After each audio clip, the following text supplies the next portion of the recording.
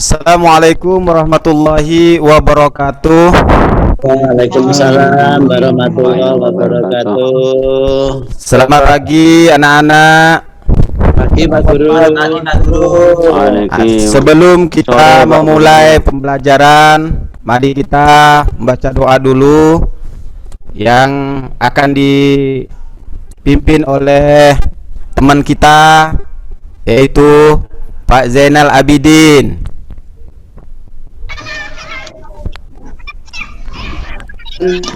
Mari kita berdoa bersama-sama untuk mengawali pelajaran pagi hari ini.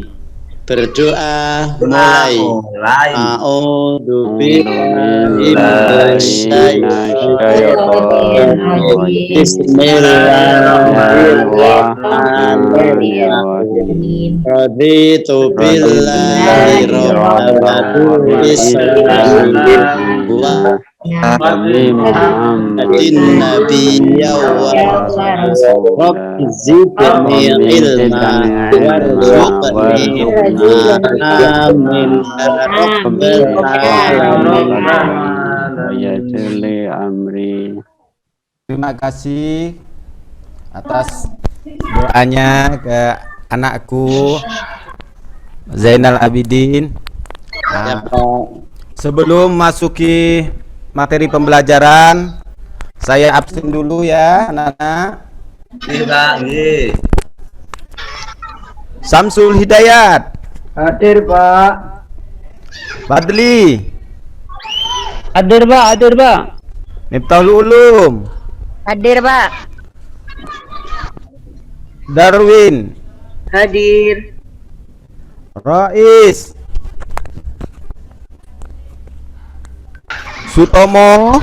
Hadir Pak Guru. Mat Yasin. Muzamil Marzuki. Hadir.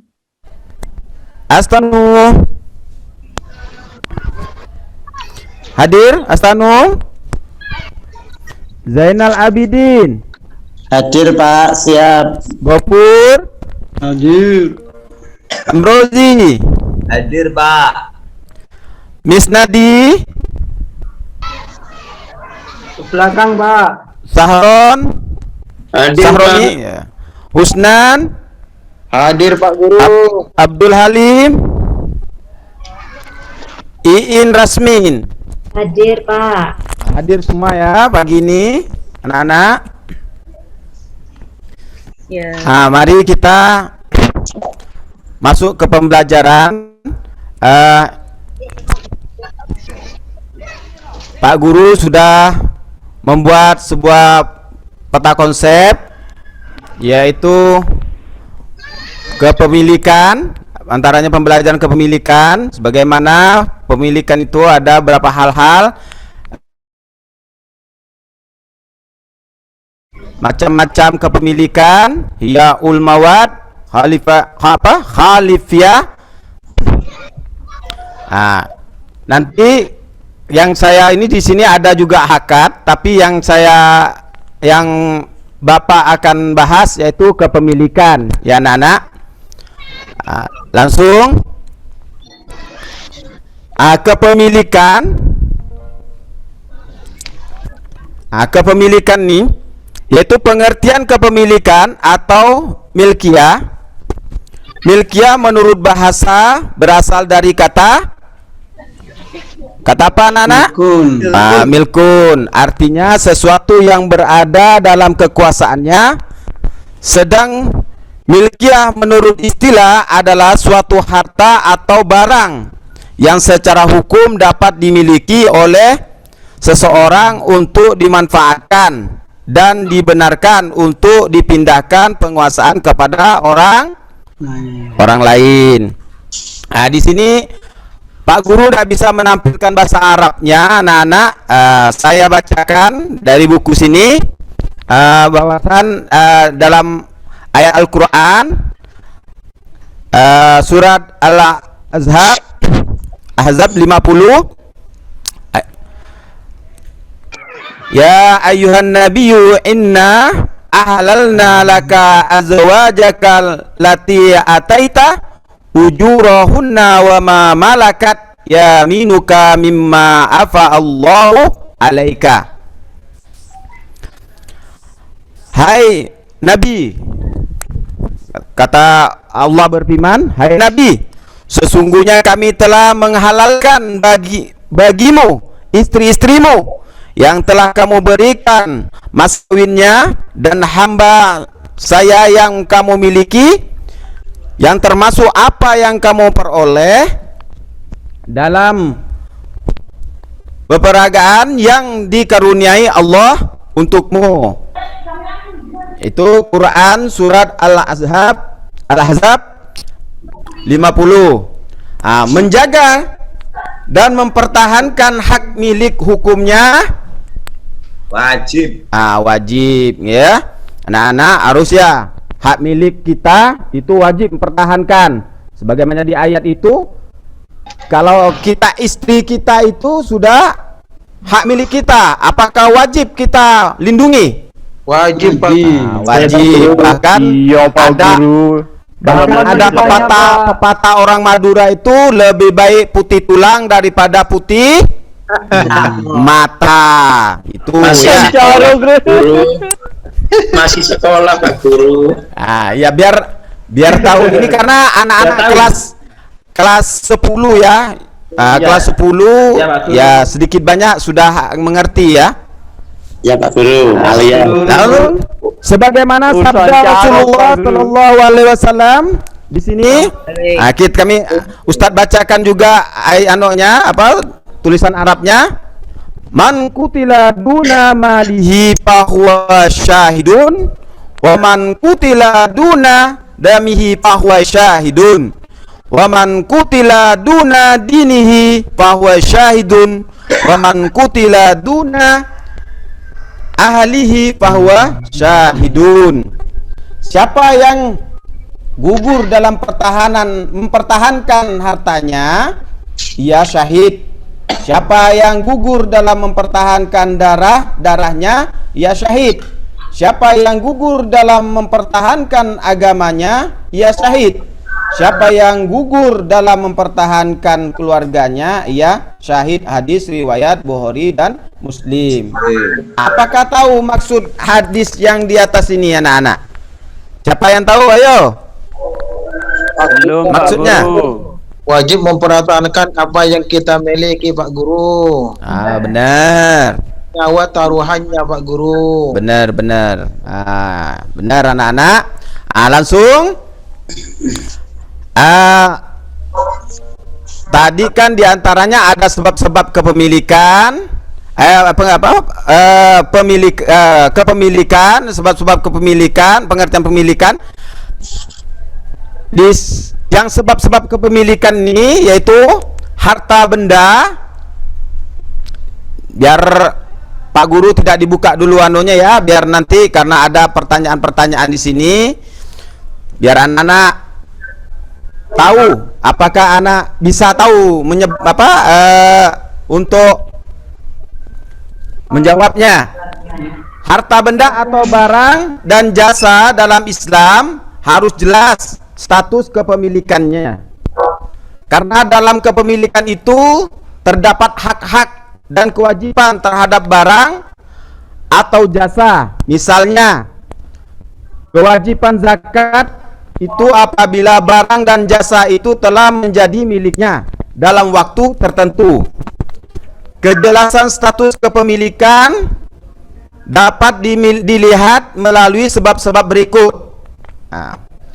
Yaitu sebab-sebabnya itu ada 4 ya anak-anak. Barang atau harta itu belum ada pemiliknya secara sah. Ihrazul mubahat.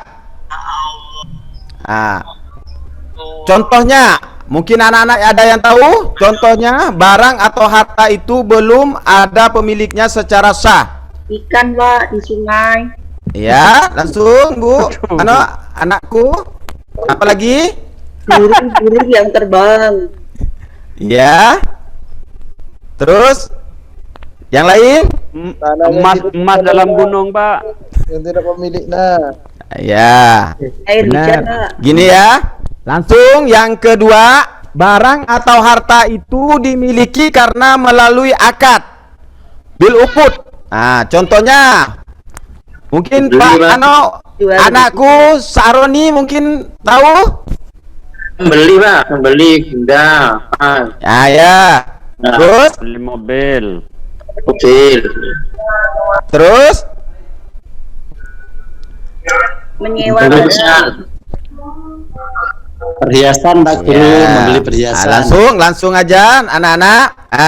Yang ketiga, barang atau harta itu dimiliki karena warisan bil khalafiyah. Contohnya untuk anakku kepala sekolah ketua kelas Pak Samsul Hidayat. Anakku Samsul Hidayat, coba mungkin bisa menjawabnya. Gimana Pak? Barang atau harta itu dimiliki karena warisan bil khalafiyah atau contohnya. Samsul. Kalau nggak bisa, biasanya yang bisa ini anakku yang pintar ini di antara kelas-kelas ini, Pak Madli. Ya.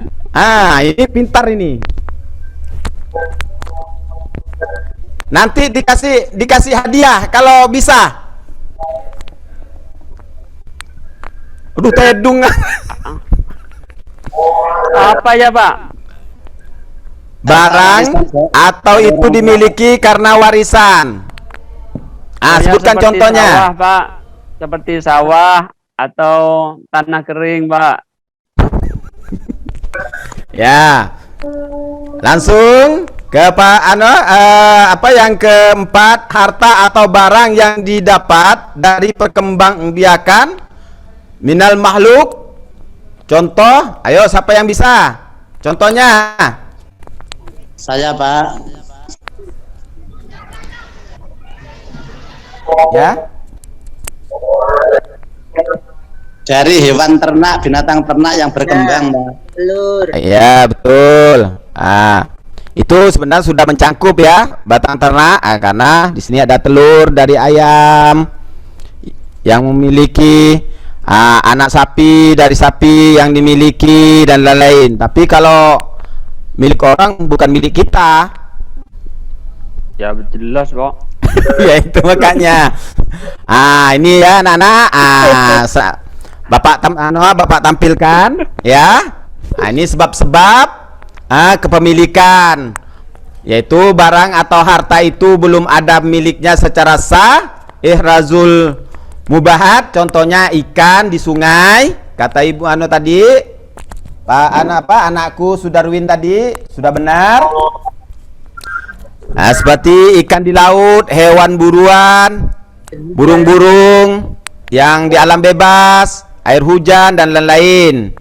Adapun barang atau harta itu milik karena melalui akad, yaitu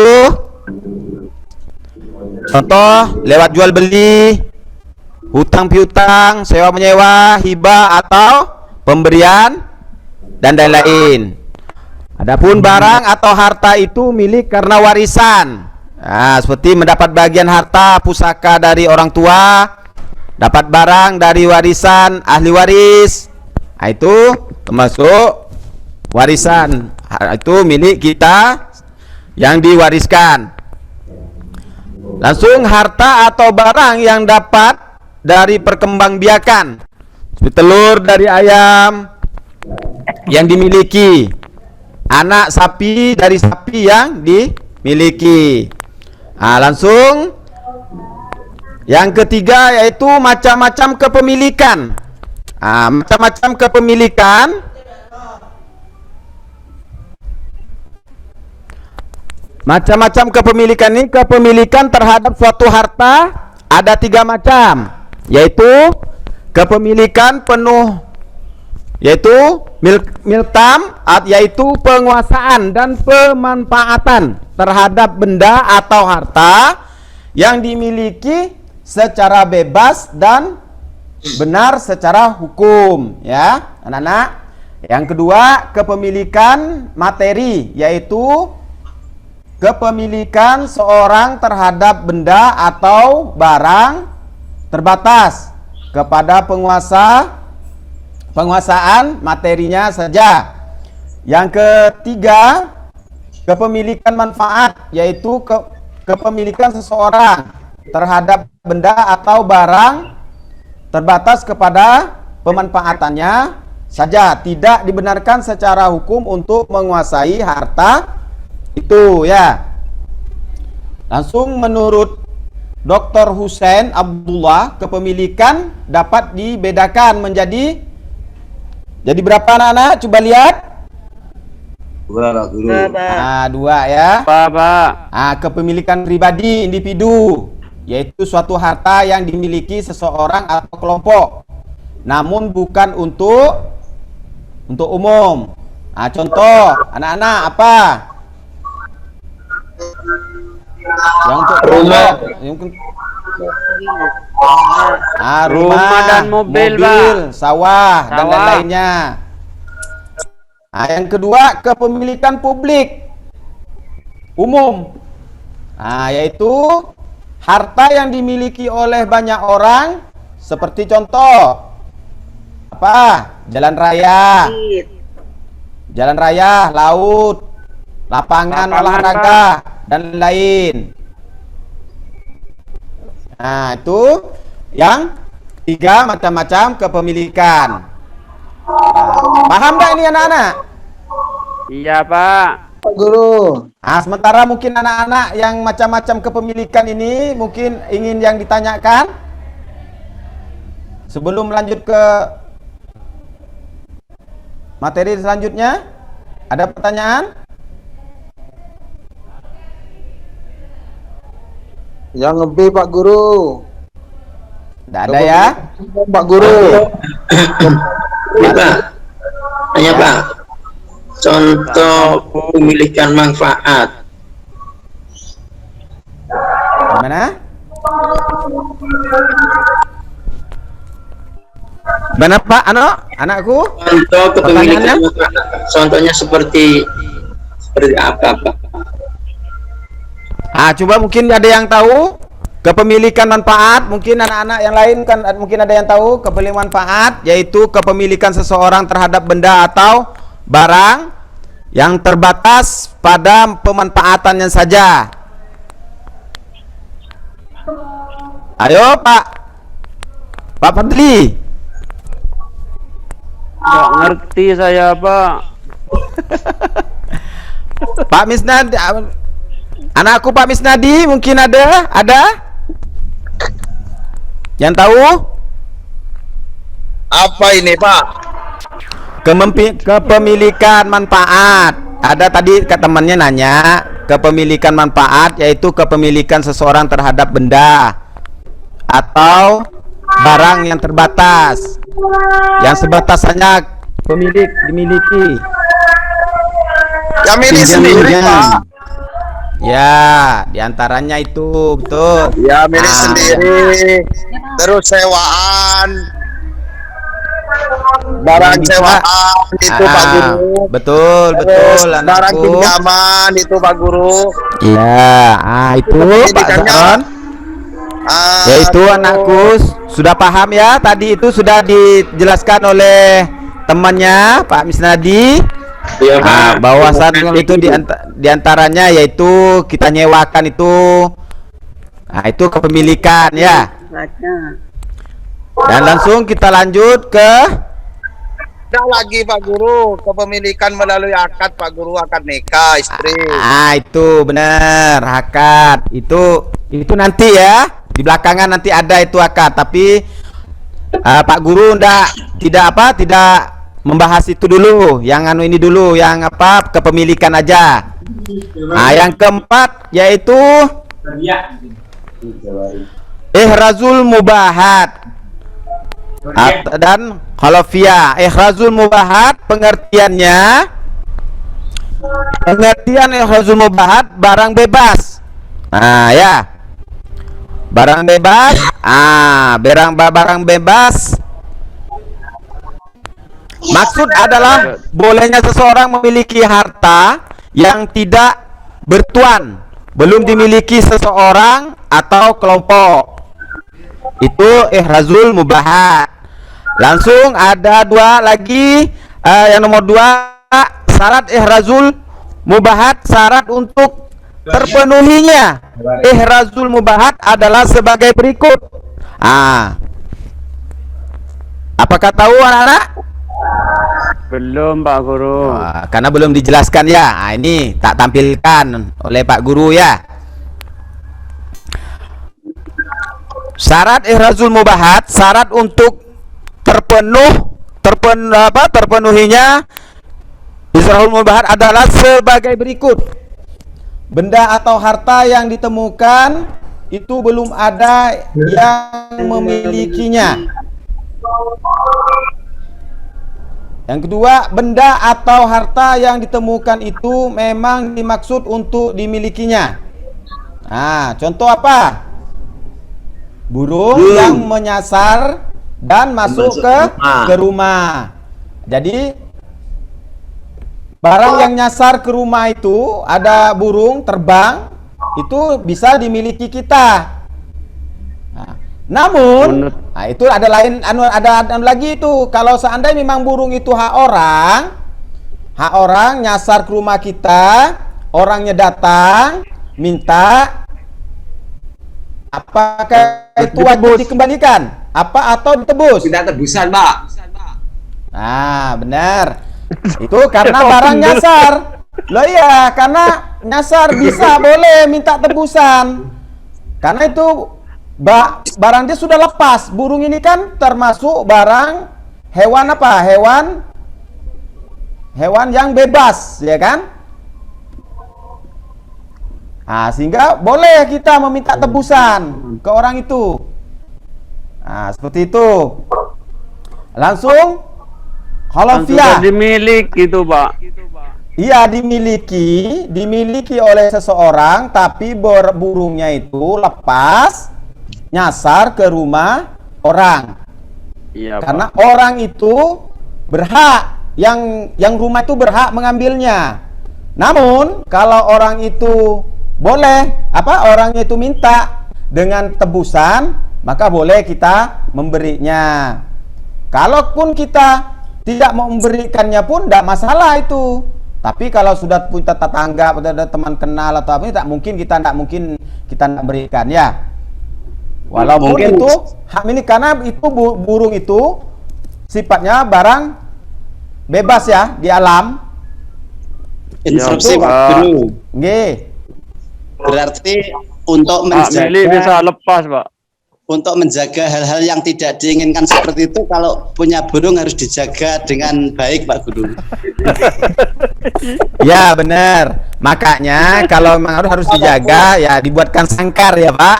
Anak-anak, kalau anak-anak punya burung, dibuatkan sangkar. Seperti itu. Ya langsung ke apa tadi? Ke khalafiah. Pengertian khalafiah adalah bertempatnya seseorang atau sesuatu yang baru di tempat yang lain. Apa itu di tempat yang lain? Kok enggak kelihatan yang di sini ini? Yang lama, Pak. Lama, Pak, bukan lain, Pak. Yang lama.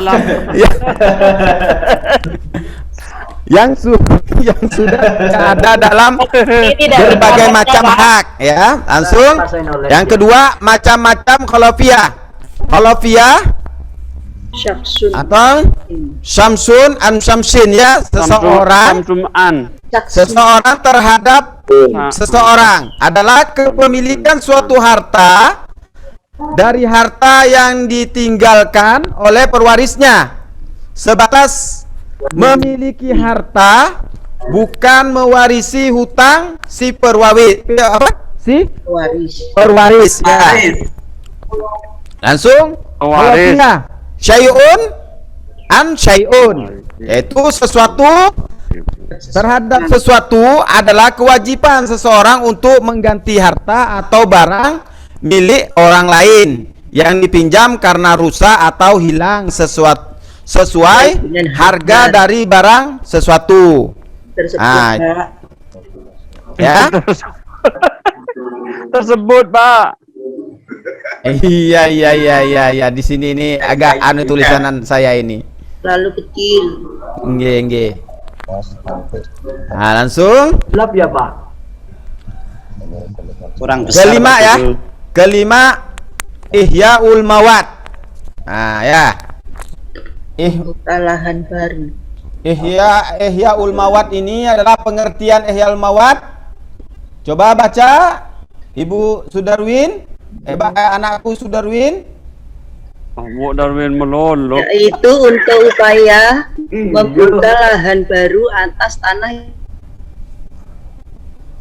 untuk lahan pertanian, menghidupkan lahan tidur menjadi produktif yang berasal dari rawa-rawa yang produktif atau tanah tidur lainnya agar menjadi produktif.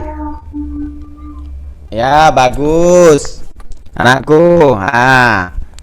Yaitu Ihyaul Mawat ialah upaya untuk membuka lahan baru atas tanah yang belum ada pemiliknya. Misalnya, membuka hutan untuk lahan pertanian, menghidupkan lahan tidur menjadi produktif yang berasal dari rawa-rawa yang tidak produktif atau tanah tidur lainnya agar menjadi produktif.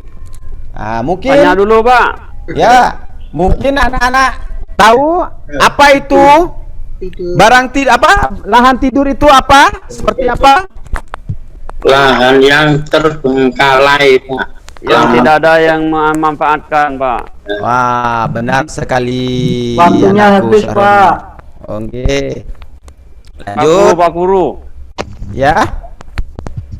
Kalau seperti hutan itu kan pemerintah yang memiliki, Pak Guru. Ya. Itu pernah terjadi juga di kampung saya, tempat kelahiran di Kalimantan itu banyak sekali hutan-hutan yang tidak produktif yang dimiliki oleh pemerintah. Langsung oleh masyarakat dikelola. Setelah dikelola lama-lama jadi dimiliki. Jadi pemerintah dibuatkan semacam SKT atau sertifikat hak milik oleh pemerintah. Itu karena ada yang yang mengelolanya. Jadi pemerintah itu memberikan hak untuk dimilikinya. Kalau memang itu lahan sudah bertahun-tahun dan memang kalau macam di Kalimantan itu jauh dari perkotaan maupun pedesaan. Itu bisa, kalau memang ada yang dari masyarakat setempat mengelolanya, maka diberikan ke masyarakat tersebut. Oh, Pak Guru dari Kalimantan ya. Nggih. Saya kira dari Mas.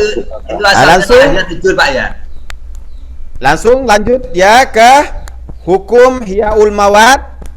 Menghidupkan lahan yang mati hukumnya boleh atau mubah berdasarkan hadis Rasulullah Shallallahu Alaihi Wasallam. Di sini saya tulis saya bacakan anunya. Man ahya ardhah maitan fahiyalahu wa laisa lihirkin zalimin hakun. Yaitu barang siapa yang menghidupkan tanah mati, maka tanah itu menjadi haknya orang yang mengalirkan air dengan zalim, tidak mempunyai haknya. Hadis riwayat Abu Daud, An-Nasai dan Tirmizi. Langsung lanjut karena ini waktunya anak-anak, biar terpenuhi anak-anak, nanti bisa anak-anak bisa belajar di rumah. Saya langsungkan habiskan dulu sedikit lagi. Syarat membuka lahan baru. Mungkin ada bisa yang dibacakan Pak Usnan. Ada Pak Usnano? Anakku Pak Usnan ada hadir? Pak, syarat membuka lahan baru: 1. Tanah yang dibuka itu cukup hanya untuk keperluan saja. Apabila lebih, orang lain boleh mengambilnya. Ya, betul. Yang kedua, ada kesanggupan dan cukup alat untuk meneruskannya, bukan semata-mata sekadar untuk menguasai tanahnya. Ya, betul. Tanah yang dibuka itu cukup hanya untuk keperluan saja apabila apabila lebih orang lain boleh mengambil sisanya. Jadi apabila ada bahan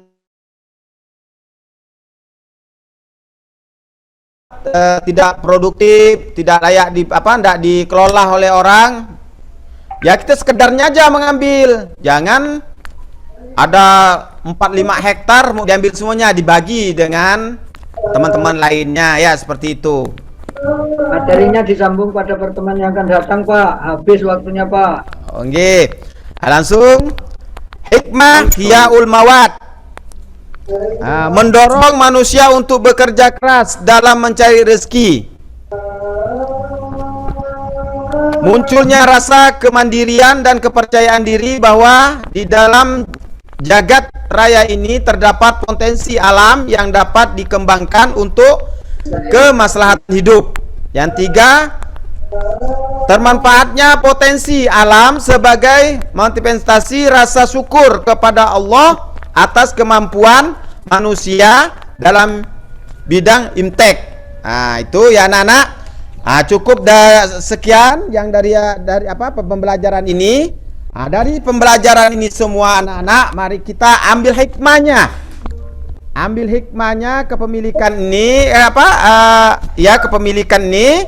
Hikmah kepemilikan ini adalah ada beberapa hikmah disyariatkannya kepemilikan dalam Islam, antara lain terciptanya rasa aman dan tentram dalam kehidupan bermasyarakat. Jika kita tadi itu seperti bahan kosong kita bagi-bagi dengan teman, bukan tidak untuk milik kita sendiri, dimiliki kita sendiri, tapi kita bagi-bagi, maka ada rasa ketentraman dalam hidup kita bermasyarakat karena saling bantu dengan teman tadi itu, ya, saling memberi. Tidak aman, Pak, banjir, Pak. Terlindunginya hak-hak individu secara baik, menumbuhkan sikap kepedulian terhadap fasilitas-fasilitas umum, timbulnya rasa kepedulian sosial yang semakin tinggi. Cukup sekian anak-anak pembelajaran untuk hari ini. Mungkin anak-anak ada yang mau dipertanyakan, mungkin nanti bisa teman-teman juga yang bisa menjawab. Siapa yang ingin tanya? Apa disudahin aja saja karena waktunya sudah waktunya habis, Pak. Nggih. Waktunya udah habis, Pak. Cukup sekian anak-anak. Nanti pembelajaran yang akan datang kita sambung dengan pembelajaran akad, ya anak-anak. Di antaranya akad itu ada 2 bagian, rukun dan syarat akad dan macam-macam akad, ya. Akad nikah, Pak Guru. Nanti itu anak-anak perlu juga, karena ada akad itu bukan hanya akad nikah aja, tapi tetapi ada akad jual beli. Ya, ada akad jual beli itu bermacam-macam akad itu, ya. Sekian untuk dari Pak Guru, anak-anak. Pak Guru sudahkan dulu ini pembelajaran. Untuk penutup ini, mari kita baca doa yang insyaallah akan dipimpin oleh teman kita, yaitu Pak Madli. Tolong. Bismillah. Sudah, Pak? Ya, sudah. Terus. Bismillahirrahmanirrahim. Allahumma harinal haqqa haqqan warzuqna ittiba'ahu wa harinal batila batilan warzuqna ijtinabah. Qaditu billahi rabban wa bil islami dinan wa bi Muhammadin sallallahu alaihi wasallam nabiyyan wa rasula. Amin ya rabbal alamin. Alhamdulillah, anak sudah selesai. Bapak selesai sudahi dulu. Walillahi taufik wal hidayah. Wassalamualaikum warahmatullahi wabarakatuh. Waalaikumsalam. Waalaikumsalam warahmatullahi wabarakatuh.